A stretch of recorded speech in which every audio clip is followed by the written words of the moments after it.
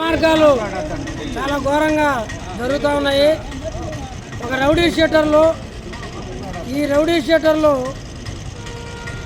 ఒక ప్యాకేజీ కుదుర్చుకొని 20 లక్షల దాకా రాజన్ బాబు అనే ఒక ఐఆర్ఎస్ ఆఫీసరు ఆయన భార్యకి హక్కు ఉందని చెప్పేసి ఇక్కడ రమణారెడ్డి తదితరులకి ఇక్కడ ఆ హక్కు కల్పించినట్టుగా వాళ్ళకి జీపీ చేసినట్టుగా ఉంది.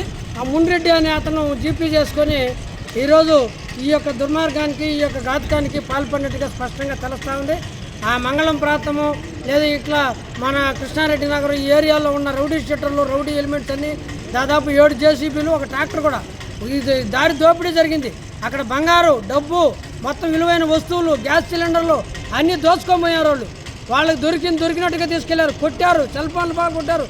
ఇంత దుర్మార్గానికి పాల్పడితే ఇప్పుడు సిఐ గారు కలెక్టర్ గారు ఫోన్ చేస్తే సార్ వాళ్ళే పేర్లు లేదు సార్. కలెక్టర్ గారు చాలా స్పష్టంగా చెప్పారు వాళ్ళకి తెలియక ఇచ్చాయా నువ్వుకేమైందని చెప్పేసి. ఎస్పీ గారు కూడా చాలా నిర్లక్ష్యంగా వ్యవహరిస్తున్నారు. ఇమ్మీడియట్గా కలెక్టర్ గారు ఆర్డీఓ గారికి ఆదేశించారు పరిశీలన చేసి నివేదిక ఇవ్వమని. ఆ పద్ధతిలో ఈ మొత్తం కూడా రిపోర్టు ఇవ్వమని చెప్పారు. బాధితులకు అండగా ఉంటామన్నారు. ఖచ్చితంగా అది ఉండాలని చెప్పేసి, లేకపోతే మొత్తం అన్ని పక్షాలు తీసుకొని పెద్ద ఎత్తున ఇది పెద్ద ఉద్యమంలాగా జరుగుతుందని చెప్పేసి హెచ్చరిక చేస్తా ఉన్నాం. ఇటువంటి దుర్మార్గాలు ఎవరికి రక్షణ కాదు. ఎమ్మెల్యే గారు వెంటనే స్పందించాలి, వచ్చి బాధితులను పరామర్శించాలి. అది వాస్తవం లేదు వెల్లడించమని చెప్పండి. నిజంగా బాధితులకి ఏమైనా తప్పు ఉంటే వాళ్ళకి చెప్పండి. అమాయకులు వాళ్ళు కొనుక్కొని లక్షలకు పోసి కొనుక్కొని కట్టుకున్నారు. ఈరోజు కాపురాలు ఉన్నారు అక్కడ అన్నీ కలెక్టర్ చూసారు. గుడి ఉంది, అక్కడ అన్నీ ఏర్పాటు చేసుకున్నారు. ఇటువంటి పేదల పట్ల మధ్యతరగతి ప్రజల పట్ల ఇట్లా వ్యవహరించడం సరైనది కాదు. ఇది ఖచ్చితంగా మేము చాలా తీవ్రంగా తీసుకోబోతున్నాం. రేపు ఆర్డీఓ గారు వచ్చి ఏం ఎంక్వైరీ చేస్తో చూస్తాం. ఆయన రిపోర్ట్ ఆధారంగా మొత్తం కూడా పెద్ద ఎత్తున ప్రజల తరఫున చేస్తున్నాం. ఇప్పుడు పోలీస్ స్టేషన్లో ఈ పేర్లు ఐఏఎస్ రాబోతున్న కొమ్ములు వచ్చింది ఆయనకి. మొత్తం చట్టం ఆయనకు తెలియదా? మొత్తం కూడా ఇక్కడ ఎస్పీకి వాళ్ళకందరూ ఫోన్ చేస్తే గమనుంటారు అనుకుంటారా? ఇది ఏమన్నా న్యాయమా? ఆయనకి మొత్తం ఆయన మీద పెట్టాలి కేసు. ఇక్కడ దళితులు ఉన్నారు, ఎస్సీ ఎస్టీ కేసు కూడా వస్తుంది. వాళ్ళ ఇళ్ళని పగలగొట్టారు. ఏం తమాషగా ఉంది ఇది సరైన పద్ధతి కాదు. కలెక్టర్ గారు స్పందించారు, జేసీ గారు కూడా అక్కడే ఉన్నారు. మొత్తం కూడా ఆర్డీఓ గారు సీరియస్ దృష్టిలో పెట్టుకొని ఆర్డీఓ కోర్టులో కేసు ఉంది. ఇప్పుడు మొత్తం సివిల్ కోర్టులో కేసు ఉంది. అవన్నీ కూడా పరిశీలన చేసి న్యాయం చేయాల్సిన బాధ్యత ఈ ప్రభుత్వం మీద ఉంది. ప్రభుత్వ పెద్దలు కూడా ప్రకటించాలి. ఈ యొక్క ఉగ్రవాదాన్ని రౌడీజాన్ని ఒకటేళ్ళతో పెకలిస్తామని చెప్పిన పవన్ కళ్యాణ్ లేకపోతే లోకేష్ అక్కడి నుంచి వాళ్ళ యొక్క ఆఫీసు నుంచి స్పందించాలి. మహానాడులో దీని మీద స్పందించాల్సిన అవసరం ఉందని చెప్పి మేము అఖిలపక్ష పార్టీల తరఫున సిపిఎం తరఫున మేము డిమాండ్ చేస్తూ ఉన్నాం. ఈరోజు తిరుపతి పట్టణంలో 26 ఈ నెల 26వ తేదీ రాత్రి అర్ధరాత్రి కాడ మంగళం పంచాయతీ సర్వే నెంబర్ 218/1లో ఉన్నటువంటి కాలనీ. ఆ కాలనీలో దాదాపు 11 సంవత్సరాలుగా అక్కడ నివాసం ఉంటా ఉన్నారు 80 మంది. ఈ 80 మంది నివాసం ఉంటున్నటువంటి కాలనీలో రౌడీలు జేసీబీలతో భూ కబ్జాదారులు మొత్తం కూడా వచ్చి అక్కడికి 4-5 జేసీబీలు తీసుకొని 60-70 మంది దుండుగులను తీసుకొని మొత్తం కూడా అక్కడ ధ్వంసం చేయడం జరిగింది.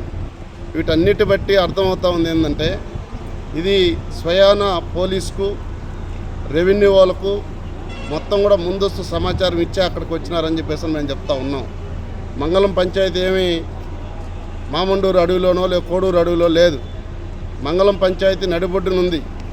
అక్కడ వేణుగోపాలపురంలో వచ్చి కాలనీ పక్కనే చాలా ఇండ్లు ఉన్నాయి, కరెంటు ఉంది, సీసీ కెమెరాలు ఉన్నాయి. ఇంత సౌకర్యాలు ఉన్నటువంటి ప్లేస్లో అర్ధరాత్రి కాడ వచ్చి 6 జేసీబీలు తీసుకొచ్చి జనాలు అక్కడ వచ్చి మొత్తం కూడా ధ్వంసం చేస్తూ ఉంటే ఇంత టెక్నాలజీ పెట్టుకొని కనీసం ఇప్పటి వరకు కూడా సమాచారం తెలుసుకోకుండా వారిపైన కేసులు కట్టకుండా ఎఫ్ఐఆర్ నోట్ చేసి విచారిస్తున్నాము అని చెప్పేసి అంటే ఇది సరైన పద్ధతి కాదు. జేసీబీల నెంబర్లు రాయించారు. ఎవరైతే జేసీబీల్లో ఎక్కడికి వచ్చారో వాళ్ళ ఆర్టీఓ ఆఫీసులకు ఎత్తే 5 నిమిషాల్లో జేసీబీ ఓనర్లు మొత్తం కూడా అడ్రస్ వస్తుంది. వాళ్ళు పట్టుకుంటే ఎవరు పిలిచినారో క్లియర్గా తెలుస్తుంది. మేము కావాల్సింటే ఒక అర్ధ గంటలో డీటెయిల్స్ వాళ్ళ ఇంటి అడ్రస్తో పాటు రాజకీయ పార్టీలుగా సిపిఐ, సిపిఎం, ఆర్పీఐ అన్ని రాజకీయ పార్టీలు కలిసి పట్టిమంటే పట్టిస్తాము. పోలీసులకు న్యాయం ఉంటుందని, పోలీసులు చట్టాన్ని గౌరవించి చేస్తారని చెప్పేసి మేము ఆలోచిస్తూ ఉన్నాం. ఇప్పటికీ 3 రోజులు గడుస్తూ ఉన్నా ఇప్పటి వరకు అక్కడ 80 మంది మొత్తం కూడా ఉన్నటువంటి పేదవారు రోడ్డును పడి ఉన్నారు. వాళ్ళ కనీస సౌకర్యాలు లేవు. వాళ్ళు కనీసం ఈ 3 రోజులుగా తిండి లేనటువంటి పరిస్థితి ఉంది.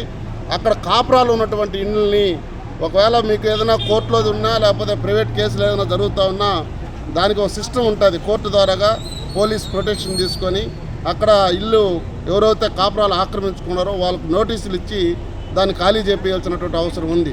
నిజంగా మీ పట్టా జాగా అయినా కూడా దానికి ఆ విధమైనటువంటి పద్ధతిలో ఖాళీ చేయించడం తీవ్రమైనటువంటి అన్యాయం ఇది.